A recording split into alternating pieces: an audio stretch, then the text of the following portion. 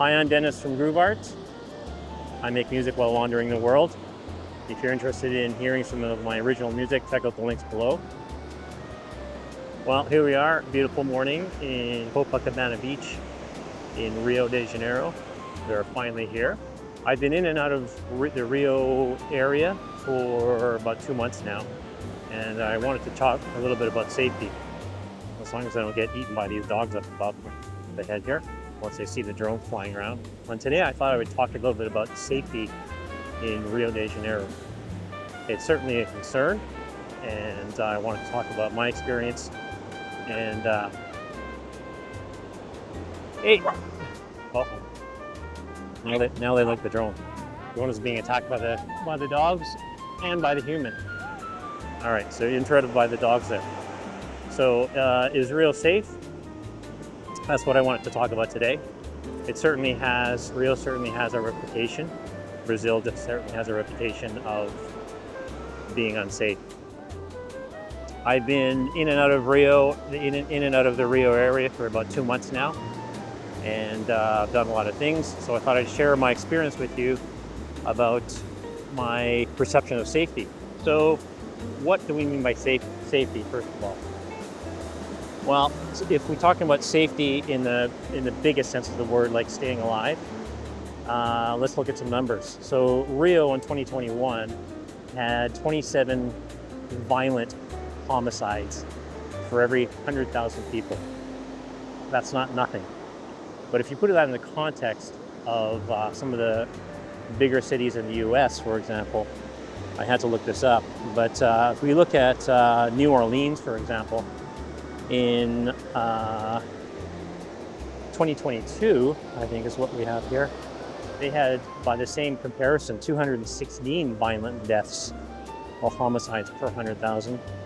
And in St. Louis, 164, Baltimore, 255. So these numbers are a lot higher by comparison. So if we're looking at those numbers, Rio is kind of, it's better than some U.S. cities, to put that in perspective. So other areas of safety might be having your phone stolen, getting drugged, getting hit by a car. Those things are a lot of what people hear about here as well. How do you avoid those things? Do they happen? Yeah, and the violent crime happens here too. There's actually even a TV show that's dedicated just to violent crime. So they sensationalize it here. There are things like gangs and favelas and things like that. Having said that, I did go on a favela tour. I stayed away from, obviously, some of the conflict areas, but so it certainly does happen. So what has been my experience? It's been good. Overall, it's been good. And I have to say that I hesitated to come to Brazil for a long, long time because of safety issues. That was a big concern for me. So I held off. Was it worth it? I don't know. But what actually made me come here is I made a friend in Vancouver, from where I am, who ended up, he's a Brazilian, and ended up moving to Brazil on a long-term basis. So that kind of gave me a sense of comfort. So a big sense of comfort is actually knowing somebody here. I do have other friends and contacts, but having somebody here, a friend that you know and trust, that obviously is a huge help. So my experience has been good. I have not had any issues whatsoever. I haven't seen any violent crime. I haven't seen anybody get their phone stolen or wallet stolen. I haven't seen anything negative. So it's been a positive experience. Having said that, I have also kept my wits about me, and I'm careful. I think one of the things that helped me is experience and luck. I'm not sure which one weighs more, experience or luck. But in some ways, we can say that I make my own luck as well. For example, on the experience side, I have spent many years visiting Philippines And I'm going to say that actually I feel a little less safe there for the reason that there are so many people. I'm talking about Manila. So that was kind of my training ground for kind of looking after myself as a solo traveler. I have been almost robbed on several occasions over there. Nothing ever violent, but crimes of opportunity. Even like a grandmother type lady on the buses there, and little kids on the street trying to approach you. And yeah, so one of my things is I quite often walk around on the streets with my hands in my pockets, hands on my wallet. And so when I was in the Philippines this particular time, this grandmother was reaching out to my pocket, but my hand was on my wallet, so she kind of had no chance. So, but that was kind of me being very aware, and that's kind of what I do here as well when I'm walking on the streets, and just very aware of my belongings. I'm not doing that now. I'm on the beach, and I feel actually quite secure here. I've got a drone flying in front of me, so I'm calling attention to myself. Everyday type of activities here in Rio, haven't had any problems. I've hung out in Copacabana, Ipanema Beach. I've even, as you might know from my other videos, I bike pretty well every day. So I've been biking around Copacabana into downtown, kind of doing a loop around a lake there. I haven't had any issues with safety. When I originally got here, I thought people might try to steal my bike in front of me, but I never had anything remotely like that happen. So I've been lucky. I'm sure it can happen. Probably where I am most safe or most careful is on the street, where I want people to, watching out for these dogs here. Well, I'm just wary of my surroundings and people around me, and I don't want anybody coming up to me. So I always know kind of who's around me. So I've been biking every day. So I think I was talking about the streets. So I'm usually walking with my hands in my pockets, my hands on my wallet and phone.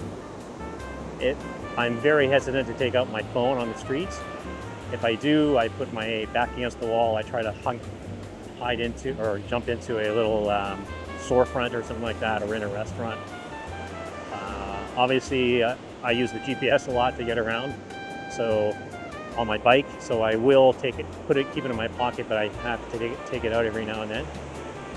But I'm always trying to be aware of what's around me. I think the biggest thing are people on bikes or on motorbikes who have some kind of advantage of approaching you and getting away quickly.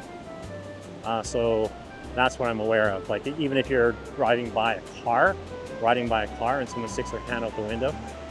But again, I don't want to fear monger you. I don't want to scare you, because I haven't had any of those issues. I'm just saying that I'm really careful. So some things to do is obviously be aware of your surroundings. You don't need to carry all your expensive stuff around.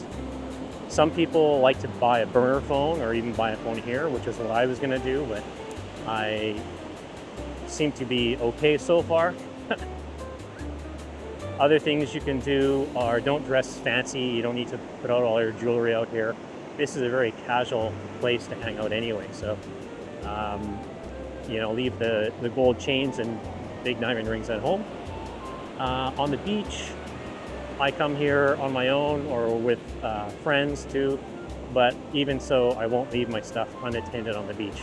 And what is there is just a towel, and worst case scenario is a room key. If I am going to bring my phone with me, I won't go in the water.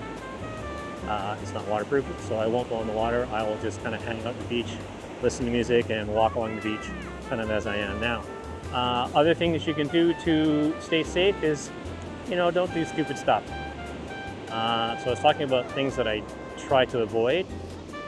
So some things I don't do is I don't go out at night very much.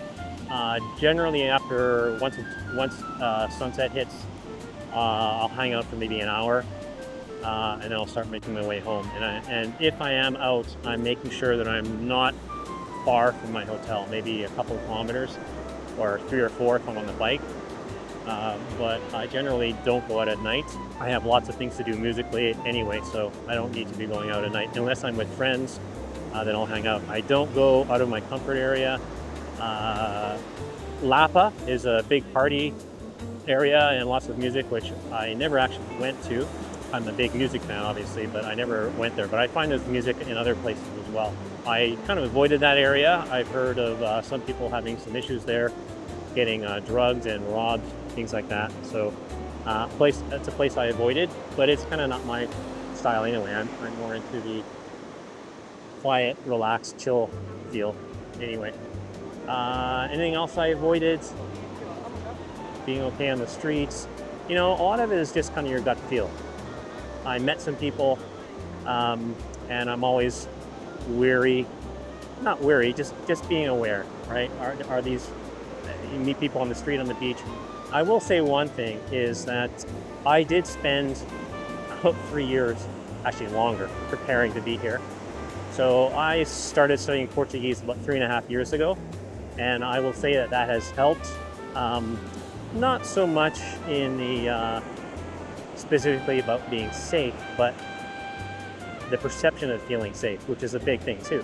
So there's going to be vendors, there's going to be people who approach you on the street, and they probably, and so far, I've had no issues. But having some knowledge of the language to help me kind of gauge the safety level. If you can, spend some time learning the language a little bit, right? If you're planning your trip 4, 5, 6 months ahead, spend that time learning some Portuguese. Even just obrigado, por favor, please and thank yous. That'll get you a long way. I prepared kind of off and on for about 8 years, and I don't think you need to do that. Obviously, I had some things to worry about before I got here, things like pandemics and things like that to get over. So 8 years is probably not really fair, but I did. Once I got really serious about coming here, I did decide to study Portuguese. And as I said, that would help. If you don't want to spend 3 years like I did studying Portuguese, you know, just learn the basics, and that'll help a lot. So don't let the safety concerns prevent you from coming here. There's so much to see here. It's physically so beautiful, and the people are wonderful. They're curious to know more about your culture and what your life is like. So come to Brazil and enjoy what this country has to offer. That's my experience of being in Rio and in the Rio area for a couple of months in terms of safety. I'm Dennis from Groove Art. I make music while wandering the world. Please like and subscribe, and we shall see you in the next one. Talk soon.